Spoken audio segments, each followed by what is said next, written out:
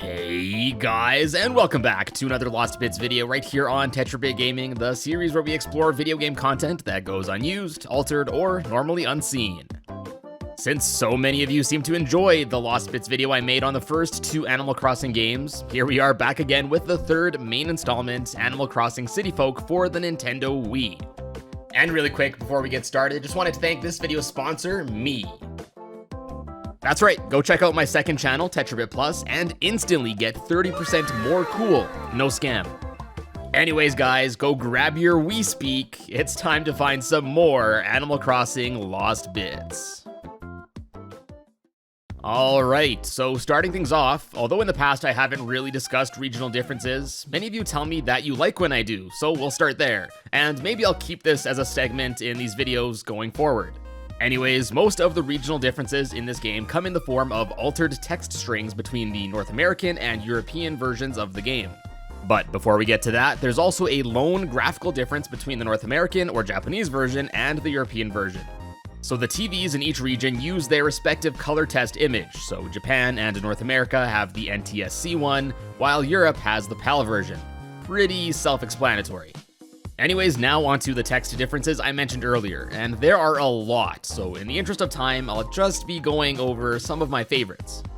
99-cent stores became charity shops, the word swear was apparently too risque for the North American audience, the method of counting floors in a building was changed, brushing furry teeth was also changed, and yeah, unfortunately all references to the great state of Idaho were removed. Sorry, Idaho. I mean, it makes sense why these changes were made for the different regions, as the lexicon and culture are obviously different. Like, I live in North America, and hell, even I don't know what a hootenanny is. Informal gatherings with folk music and sometimes dancing aside, next let's move on to some unused audio. Firstly, although this is kind of only half unused, there's an audio test file found in the game known as BGM KK00 test.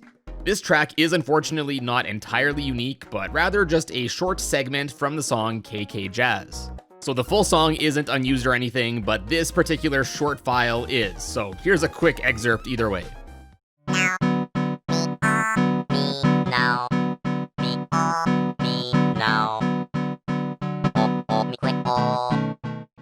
Then next are two unused variations of Phineas's theme.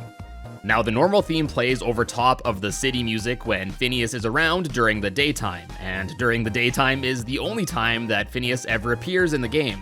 But the two unused leftover variations are titled BGM Town Midnight and BGM Town Early.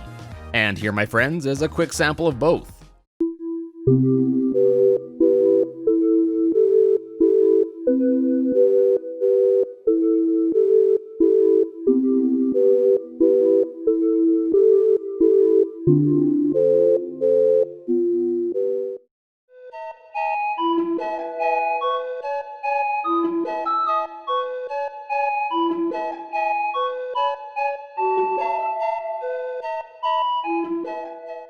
That second one is pretty hard to listen to. Definitely don't mind that it was scrapped.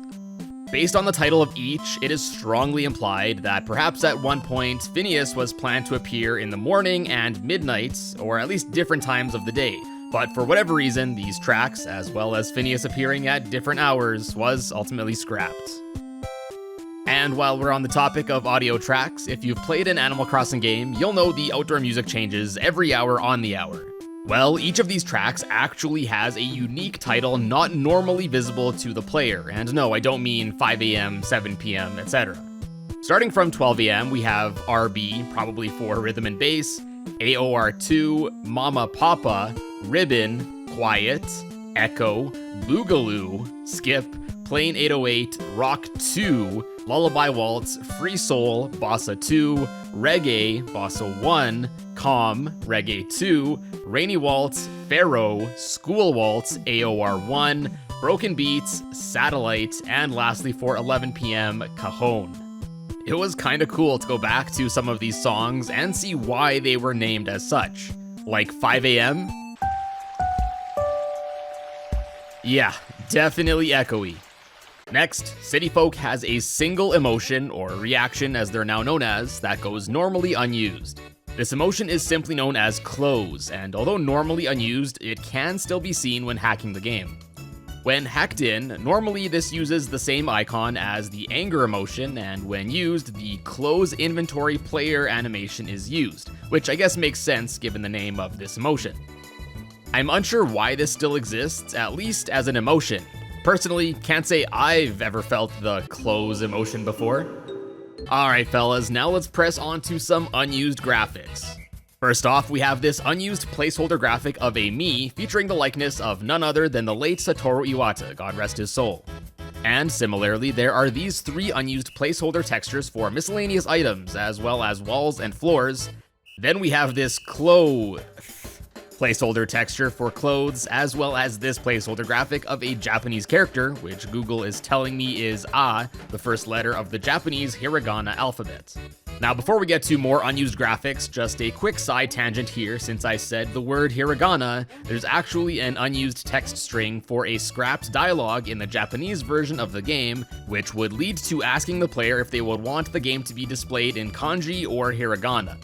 Here we see the question, the answer options, as well as the corresponding responses. Anyways, back to some graphics. Next up we have some more placeholder tiles, go figure. There's this set of 8 tiles, numbered 0 through 7, each featuring a different pattern. We got some polka dots, a leafy texture, I don't know, a watermelon, I don't know, 2, flowers, a leaf, and lastly what appears to be the number 2 texture from the Wii Play Billiards game. Actually no, upon closer inspection this is actually from the number 2 shirt that I remembered seeing in the first game. And then, after checking the textures for all the shirts in this game, it looks like all of these tiles appear to be dummy versions of the front side of a shirt. At least an early version anyway, as some, like the number 4 and the number 1, appear to be slightly altered here. Alright, next up we have this screenshot of the game where a villager and Mitzi are seen in an open area devoid of any trees, plants, you name it. Then there's also an early unused graphic of a sample town map. Nothing too crazy, but speaking of the town map, there are actually numerous town acre tiles that were to be used on the town map that go completely unused. These include ocean tiles on the north side of the town, and more notably, tiles that were to transition the town from a second to a third layer.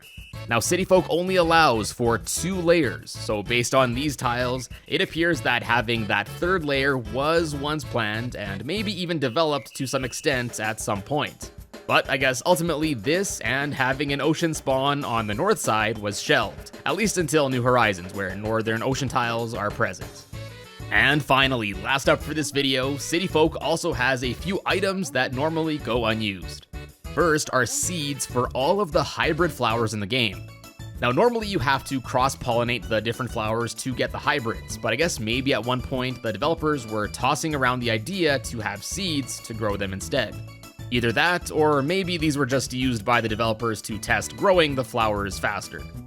Then there are unused inventory items for a letter furniture item, a paper bag, and a placeholder item with the name Dummy, which just defaults to the Apple graphic.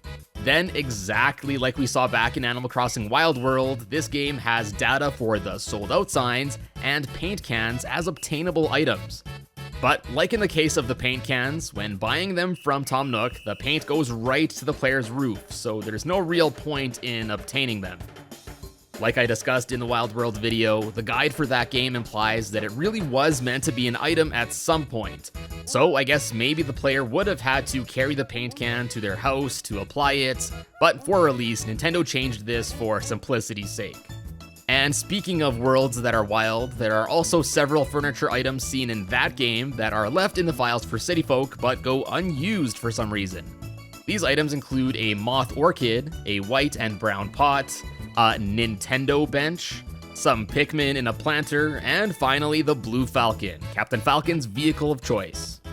These can apparently still be hacked into the game no problem, so it's a mystery why these were never properly implemented, especially since they can all be again obtained in the game's sequel, Animal Crossing New Leaf.